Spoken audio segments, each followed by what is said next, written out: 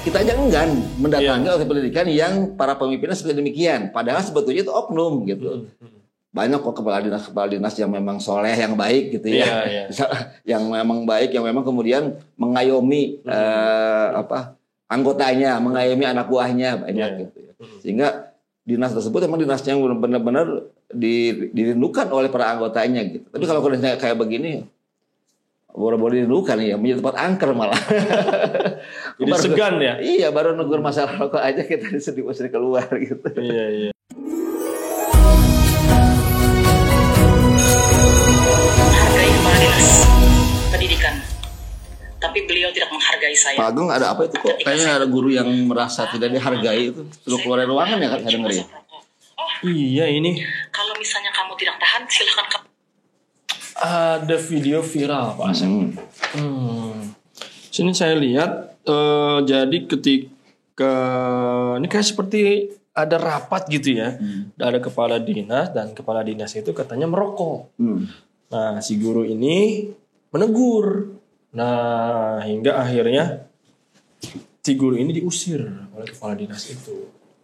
Nah ini jadi ramai nih Pak Asep nih di sosial media nih terkait dengan kasus ini nih. Ya. Menurut Pak Asep gimana nih?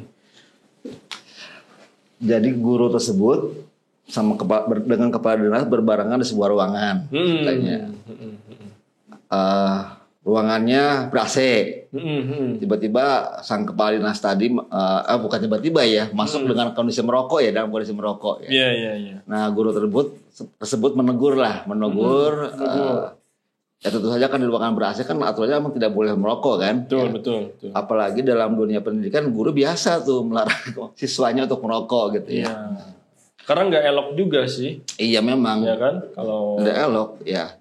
Nah kalau mendengar dari pengakuan sang guru tadi, beliau mengatakan saya nggak tahan nih karena memang di ruang ber-AC kan tertutup ya. Udaranya tidak kemana-mana ya. Saya pikir, kemudian malah sang kepala dinas menyuruh beliau keluar ya, berkeluar. Ini emang ada masalah di sini nih, ada sedikit masalah. Di sini ada dua isu penting di sini yang terlihat, yaitu tentang etika publik dan kesetaraan bicara. Etis enggak gitu? Etis tidak seseorang merokok di ruangan ber-AC ya. Nah, apalagi itu di lingkungan dunia pendidikan. Nah, misalnya ada keterangan dilarang merokok, ruangan ber-AC gitu ya. Malah kalau di hotel tuh, di kamar hotel tuh kalau sampai merokok tuh keluar tuh ya apa? Ada peringatan? Pemadam kebakarannya langsung. Iya. Itu katanya didendanya bisa 1,5 juta tuh gara-gara merokok di hotel gitu. Iya. Ini etika publik ya. Etiskah dia? Sopankah dia merokok di ruangan ber-AC? Andai kata pun bukan dunia pendidikan, jelas itu bisa merugikan kesehatan orang lain ya. Andai kata pun tidak di pendidikan. Karena kalau kabarnya perokok pasif itu lebih bahaya daripada perokok aktif ya. Kemudian isu yang kedua tentang kesetaraan bicara ya. Nah di sini seolah-olah ada kesan guru mah tidak sebanyak ngomong lah kamu teh gitu, seolah-olah gitu ya, seolah-olah karena begitu guru berpendapat langsung disuruh silakan Anda keluar aja kalau Anda nggak mau. Kalau Anda tidak mau di ruangan ini, itu yang kita dengar ya, Memang saya pribadi tidak menyaksikan langsung tuh di ruangannya, tapi kita mendengar dari video-video yang muncul tersebut, gitu Pak Agung.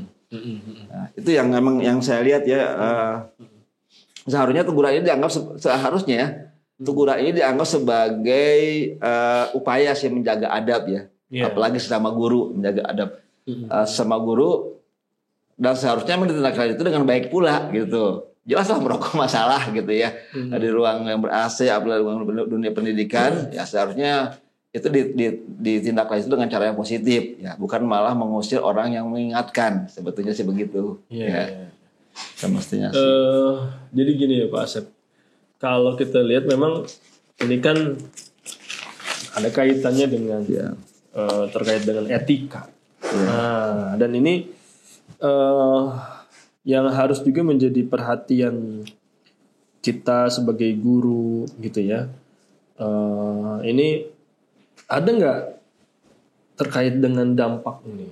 Ya, dampaknya berkaitan dengan ketika ini dibiarkan gitu ya, dibiarkan apakah juga ini berpengaruh ke merusaknya hubungan antar guru dan otoritas pendidikan?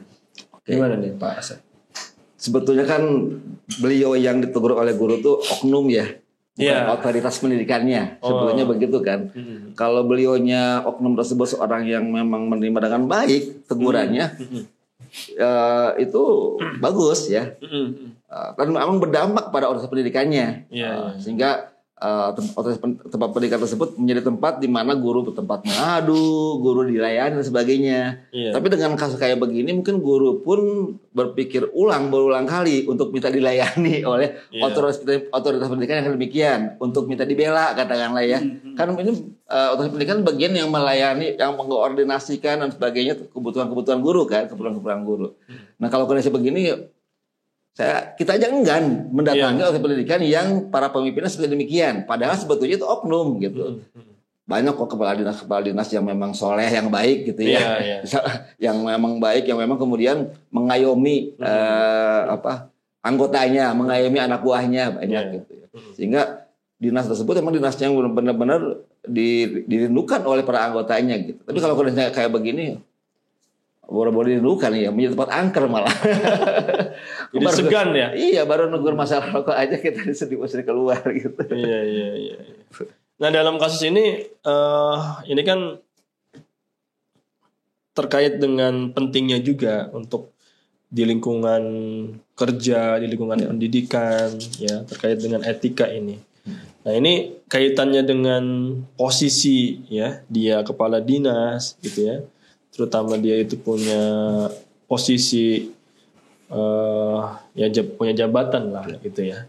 Nah ini kan harusnya menjadi perhatian juga gitu, gimana seberapa penting etika dalam lingkungan kerja dan pendidikan ini yang harus menjadi perhatian gitu Pak Asep ya. Ini penting banget, penting banget sekarang. Yang menjadi kekhawatiran kami para murid ya, para guru adalah mulai menurunnya etika yang dimiliki oleh murid-murid kita. Ya, itu. Nah, jangan-jangan murid-murid kita ngelunjak juga bisa jadi. Karena bisa jadi. Jangan salahkan mereka, salahkan diri kita sendiri. Itu sebetulnya gitu. Kita mereka kan kita ini jadi contoh mereka. Umur mereka masih umur yang memang mencontoh gitu sebetulnya ya. Sebetulnya umur yang memang mencontoh. Jadi ketika mereka bertingkah laku di luar nggak etis lah. Jangan dulu salahkan mereka. Pertama, jelas yang mendidiknya. Yang mendidik kan orang tua, guru, lingkungan gitu ya. Itu yang mendidiknya. Jangan salahkan mereka gitu. Ketika anak-anak bertingkah laku kayak demikian. Makanya kalau tidak dari kita yang memberikan contoh, nggak akan terjadi tuh pembentukan etika yang baik. Maaf, yang paling mudah gini Pak Agung ya. Saya ingin membudayakan anak mengucapkan salam ketika orang datang ke sekolah, walaupun nggak dikenal. Saya umumkan tuh di rapat upacara, anak-anak biasakan mengucapkan menyapa, salam dan senyum. Gitu. Tapi kalau saya masuk ke dekat mereka, ke koridor mereka, ketemu sama mereka, saya nggak pernah senyum. Tidak mencontohkan itu. Saya tidak salam. Insya Allah nggak akan jadi itu. Tapi kalau begitu saya ngomong, saya ketemu sama mereka di koridor kelas, assalamualaikum sambil senyum dan nah, awalnya kita kan yang mendahului ya. Nah, kita menjadi contoh mereka. Nah akhirnya ketika lewat mereka duluan yang akan salam sama kita, senyum sama kita, karena awalnya kita sudah mencontohkan kepada mereka. Itu kan yang namanya memberikan sebagai role play, sebagai contoh ya, sebagai contoh kepada anak-anak kita gitu. Nah kalau sekarang guru jelas menjadi tokoh yang menjadi contoh anak-anak. Di atas guru ada gurunya guru, ya ada pengawas di sana, ada kepala sekolah, kepala dinas tuh itu yang mengkoordinir guru. Mungkin kalau pakai ukuran derajat ya seharusnya yang atas itu yang paling berakhlak gitu dibanding para guru yang bawah. Yang paling beretika. Karena paling beretika, paling pengalaman sebagai guru. Makanya beliau menjadi kepala dinas ya. Kalau paling berpengalaman sebagai pejabat lah katakanlah. Andai kata beliau bukan dari guru ya misalnya. Ya, paling beretika lah. Karena bagaimana etika itu di atas juga kan gitu. Yang mencontohkan gitu. Nah, gitu. Sebetulnya sangat penting dalam kondisi sekarang di mana ya seperti saya katakan tadi tata susila anak-anak kita sudah sadari ya semakin menurun gitu dibanding. Nah, di mana asalnya? Sekali lagi jangan menyalahkan dulu anak-anaknya. Iya benar. Nah, kalau dalam kasus ini ya, ini kan ada seorang guru yang menegur menegur kepala dinas yang menurut dia ya itu perilaku yang tidak baik gitu ya. Menegurnya. Yang merokoknya itu. Yang merokoknya itu kan. Nah, apakah dalam posisi si guru ini ketika dia itu menyampaikan bisa dikatakan protesnya gitu kan ke kepala dinas etis tidak gitu ya? Itu etis gak atau termasuk orang yang memiliki etika atau tidak? Ya. Nah, kan saya sampaikan tadi kita tidak menyaksikan sesungguhnya ya. Di hotel tersebut ketika guru tersebut berbicara kepada kepala dinas yang masuk ke ruangan sambil merokok. Kita tidak menyaksikan langsung, kita hanya menyaksikan saya pribadi ya hanya menyaksikan video-video dari kedua belah pihak aja. Nih ada dua kemungkinan, Pak Ageng. Andai kata gurunya mengatakan begini, Pak, Bapak tidak sopan. Saya nggak suka bawa merokok di ruangan ini. Gitu. Nah, sambil teriak dari jauh. Itu mungkin bisa dikatakan nggak sopan ya. Ya. Tapi kalau misalnya beliau bilang gini, ketika kualitas masuk, si guru berdiri, Bapak saya bahagia banget bisa bertemu di ruang ber-AC seperti ini. Tempat di mana saya akan menimba ilmu. Akan lebih bagus lagi kalau saja di ruangan ini tidak ada asap rokok. Nah, itu insya Allah Pak, pertemuan kita ini akan lebih berkah. Nah, kalau begitu tuh kayaknya lebih sopan cara menyampaikannya ya. Itu kalau begitu ya. Tapi kalau misalnya jauh udah maaf ya, Bapak nggak sopan. Bapak ini kan kepalanya kami, harusnya Bapak yang paling. Nah itu kurang etis lah kalau gitu ya, tidak etis. Sebetulnya tergantung cara menyampaikan. Ketika menyampaikannya tepat, dia seorang yang etis ya. Nah, insya Allah kalau guru harusnya demikian kan. Seperti saya bilang tadi ya. Alangkah indahnya, ini saya bahagia Pak bisa diundang ke sini di hotel, tempat duduknya nyaman, makanannya enak ya. Aduh, alangkah lebih nyaman lagi kalau nggak ada asap rokok Pak gitu. Pasti pertemuan kita ini akan lebih sempurna. Nah itu luar biasa. Itu dari pihak gurunya ya. Itu adalah guru yang memiliki etika yang bagus ketika menyampaikan saran demikian. Gitu. Nah itu tadi dari sisi si gurunya. Nah sekarang dari sisi kepala dinasnya nih Pak Asep nih. Gimana coba harusnya? Oke, kalau dia merasa senior, lebih tua jauh daripada yang negur, kemudian dia merasa singgung, marah, musir, jelas itu jauh dari etika ya sebagai seorang sebagai apapun, apalagi sebagai pejabat ya, itu jelas nggak etis ya. Makanya viral kan, karena dalam berita tersebut dia mengusir orang tersebut yang menegur dia karena merokok. Andai kata itu terjadi kayak demikian ya, itu jelas nggak etis. Seharusnya ketika orang menerima saran, menerima feedback, kritik. Ya, menerima kritik lah ya. Kritik. Dengarkan baik-baik gitu ya. Kemudian dievaluasi dari kita, ini kritik ini betul nggak gitu ya? Misalnya, Pak, Bapak salah, rokoknya bukan itu. Nah, itu nggak kayak gitu ya. Oh ini nggak bisa, rokok saya ini, hobi saya ini. Nah, itu kan lain kan. Itu bisa aja dia hobi saya rokoknya rokok A gitu. Itu bisa jadi begitu. Saya nggak usah merubah diri kalau begitu kan. Sama-sama hobi rokok gitu. Tapi ketika mengkritik Bapak, misalnya kayak kasus tadi ya, diminta untuk tidak merokok di ruangan ber-AC, benar, ya udah. Langsung dia menghentikan ya, kalau perlu menyampaikan permohonan maaf pada ruangan karena memang rokok tersebut mengganggu ruangan. Ya, terima dengan kepala yang dingin ya. Itu kan sebetulnya kenapa muncul demikian, mendengar teguran langsung panas tuh. Kepalanya berapa derajat ya. Harus terima dengan kepala dingin. Serta rendah hati. Nah, ya orang yang bikin orang marah itu kan karena dia sombong, kemudian merasa lebih tinggi posisinya. Nah, padahal yang dia sampaikan itu benar ya. Jangan merokok doang ber-AC, menganggap itu betul ya. Jadi terimalah dengan kepala dingin ya. Kemudian berikan perhatian sama yang ngasih saran tadi. Aduh, makasih banyak ya. Anda sudah ngasih saran sama saya. Gitu. Ini luar biasa. Memang saya perlu diingatkan. Saya ini udah kejadian sama rokok gitu misalnya. Gitu, ya. Nah itu beberapa hal yang kayak demikian. Itu yang kayak demikian seharusnya. Kalau sorry Pak Agung ya, kalau hal tersebut terjadi, Nggak bakal viral? Nggak kan, mungkin viral tapi dia diangkat jadi Menteri Pendidikan. Oh iya, mungkin justru malah memberikan viralnya itu jadi malah positif. Jadi positif. Ya kan? Diangkat jadi Menteri Pendidikan karena memperlihatkan etika yang sangat baik. Wah. Kepala dinas jadi Menteri Pendidikan atau jadi apalah ya gitu ya yang lebih tinggi pangkatnya. Iya. Sekarang kejadian kayak begini kan banyak yang berdemo dia agar turun ya. Iya. Nah, itu sebetulnya demikian. Itu intinya berkepala dingin. Dua, kalau kepala panas turun tuh gengsi intinya derajatnya. Kepala dingin naik dia gitu. Iya.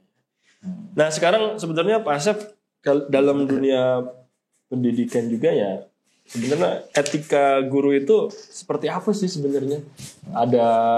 Mungkin ada aturannya, ada prinsip-prinsipnya. Mungkin bisa dijelasin gitu Pak Asep. Sekarang dunianya dalam dunia guru ya, di dunia kependidikan sekarang guru tuh ini Pak Ageng, ada hal yang menarik sekarang. Dulu ada istilahnya namanya supervisi ke guru ya. Itu yang mengadakan supervisor. Yeah. Supervisor itu adalah pengawas. Pengawas dari luar, pangkatnya lebih tinggi, datang ke kelas, sekolah meneliti guru di kelas ya. Gimana cara ngajarnya mulai diucapkan salam sampai salam kembali gitu. Sekarang udah nggak demikian. Sekarang sesama guru. Guru satu mengobservasi temannya. Setelah itu sebelum observasi mereka diskusi dulu apa yang mau diajarkan. Setelah observasi disampaikan. Itu sisinya statusnya ada kesetaraan. Ya, dalam istilahnya itu dalam moda coaching ya. Nah, di situ dua guru tuh tidak ada yang lebih tinggi. Mereka setara gitu. Walaupun dari segi pangkat yang satu lebih tinggi. Bahkan pangkat yang lebih rendah itu bisa mengobservasi teman guru yang pangkatnya lebih tinggi. Nah, jadi di situ guru saling menghormati, saling memiliki kesetaraan, saling mengingatkan, nggak peduli dia lebih pengalaman. Lebih pengalaman, saya lebih tua daripada yang ini gitu, daripada yang satu ya, atau pangkatnya lebih tinggi ya. Jadi itu yang terjadi. Nah, di situ ada terjadi suasana saling menghormati. Yang lebih muda akan menghormati yang lebih tua, yang lebih tua juga sama karena sekarang posisinya udah sama-sama guru gitu ya.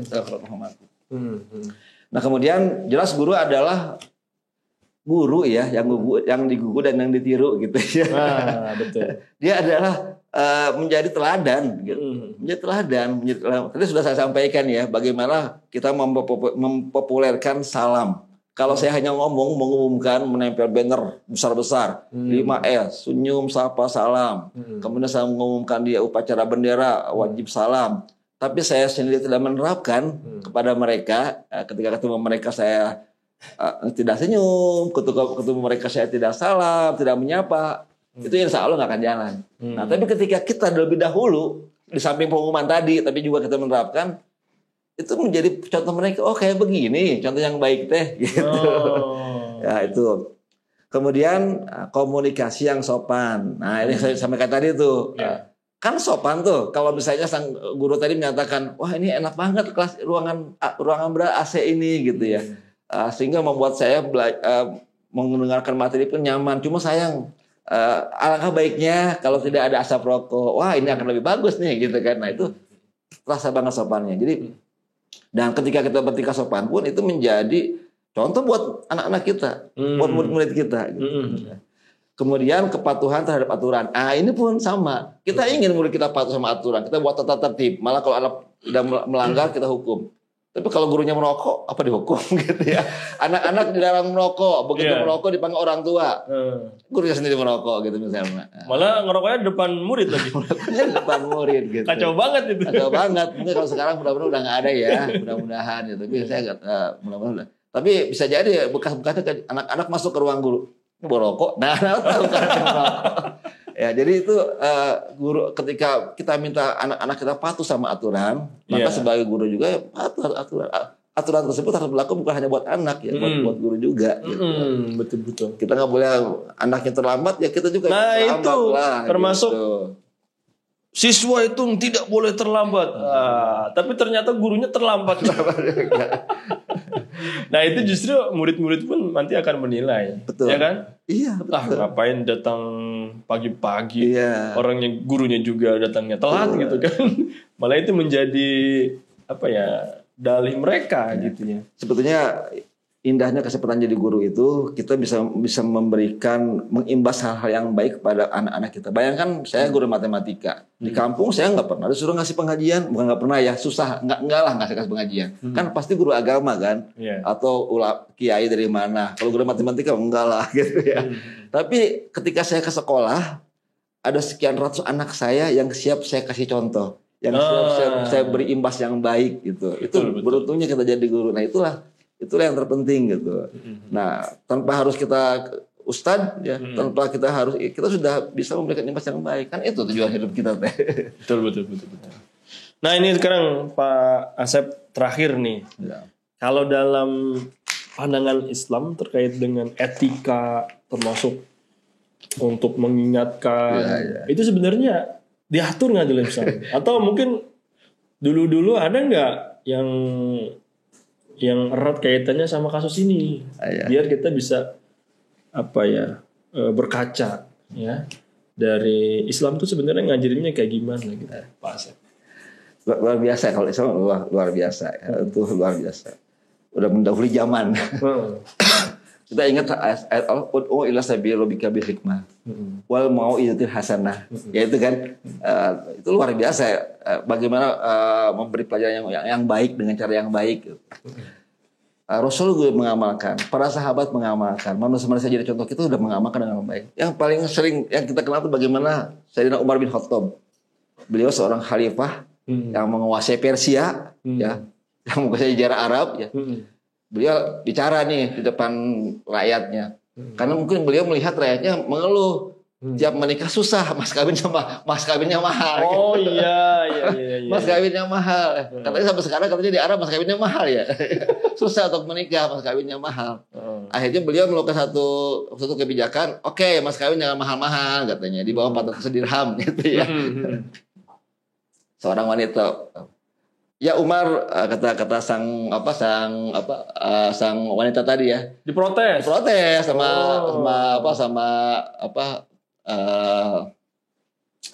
si wanita ya, itu. Si wanita itu. Apakah kamu nggak pernah dengar Allah menurunkan ayat wa ataitum ihdahunna kintoro, katanya gitu ya. Artinya kamu telah memberikan kepada seorang di antara mereka harta yang banyak sebagai mahar. Gitu. Kamu nggak pernah dengar ayat itu? Itu surah An-Nisa ayat 20 ya. Protes perempuan tadi kepada Umar. Sayyidina Umar mengikuti langkah yang tadi itu ya, mengevaluasi diri. Ini orang ini, perempuan ini pakai dari Quran nih. Ternyata benar ya. Di situ dikatakan kamu arti ayat tersebut, kamu telah memberikan kepada seorang di antara mereka harta yang banyak sebagai mahar. Jadi nggak ada batasnya di sana. Dia seorang yang rendah hati dia. Sampai dia bilang gini, tiap orang lebih paham ketimbang Umar. Sampai bilang begitu. Ya. Padahal kalau mau diusir bisa aja.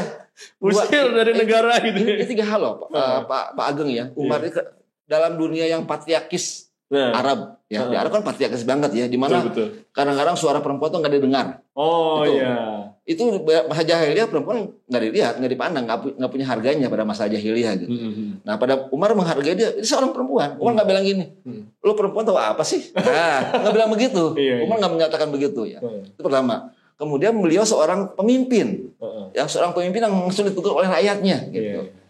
Tapi langsung tunduk, ya. Sampai dikatakan kali ini kalah perempuan sama laki-laki. Oh gitu. Ada satu riwayat begitu. Kali ini perempuan benar, laki-laki salah. Ada satu riwayat bilang begitu. Itu luar biasa. Umar bin Khattab mengatakan demikian ya. Padahal seorang kepala negara ya. Iya. Umar langsung menindaklanjuti. Wahai halayak, tadi aku larang kalian memberikan mahar kepada istri kalian melebihi 400 dirham. Sekarang silakan siapapun memberi harta sebanyak mau kamu kehendaki. Saya bilang gitu. Itu luar biasa kan. Kalau Umar mau marah bisa aja. Kamu tahu apa sih? Gue pemimpin. Ya kan saya punya alasan begini loh. Gara-gara harus mahal, kamu susah dinikahi gitu ya. Bisa gitu itu Umar nggak demikian. Karena perempuan tadi menggunakan dalil yang kuat.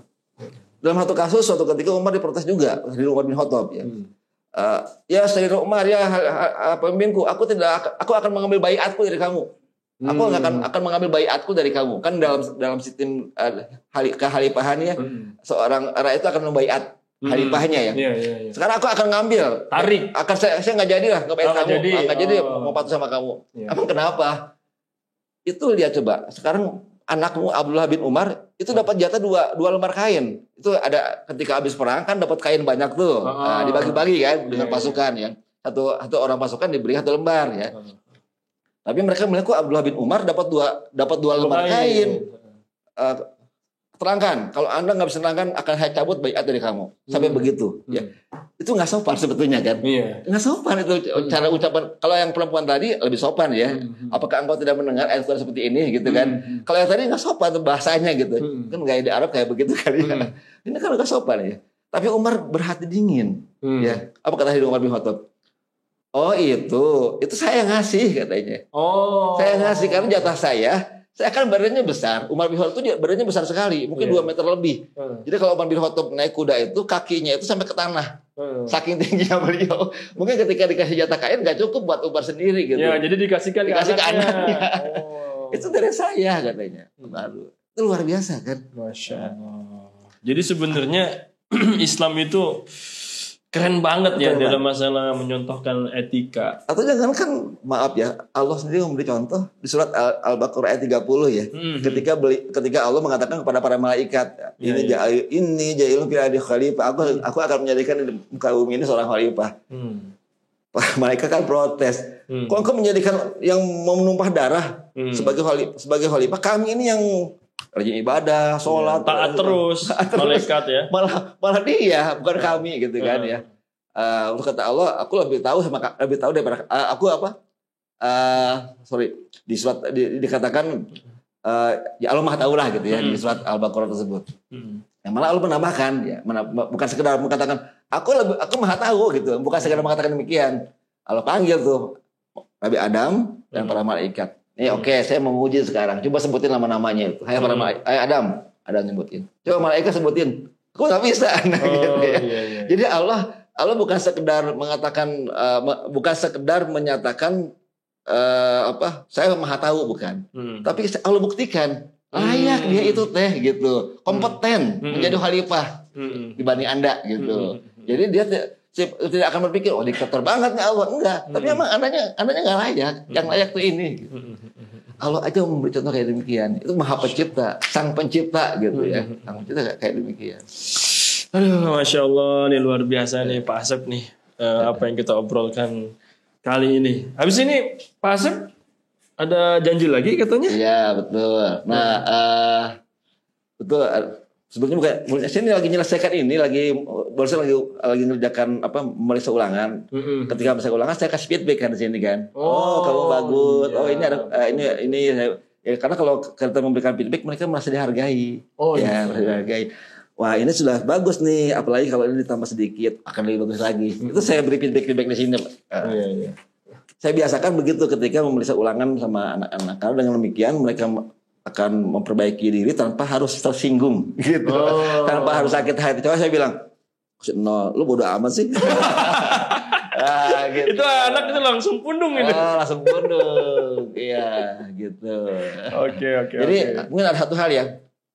Ketika kita memberikan saran kepada anak, ada yang saya sebutkan tuh, ada yang namanya bagus buat teorinya, teori sandwich itu ya. Kan sandwich itu kan roti, di dalamnya daging, ada roti lagi. Gitu. Jadi pujian, ada sedikit kritik, pujian lagi. Aduh, minuman ini manis sekali. Indah banget. Apalagi kalau gelasnya pakai gelas gerabah. Itu akan lebih nikmat nih. Nah, gitu ya. Mungkin demikian ya Pak Ageng ya. Nah, yang menerima pun demikian. Malah dingin, perhatikan baik-baik, jangan kemudian ikut marah ya. Jangan mudah tersinggung. Jangan mudah tersinggung, itu insya Allah daya akan makin meningkat. Masya Allah. Baik, makasih Pak Asep. Mangga dilanjutin lagi. Ya Pak Ageng, mohon maaf ya. Sambil ngobrol akhirnya saya gini deh.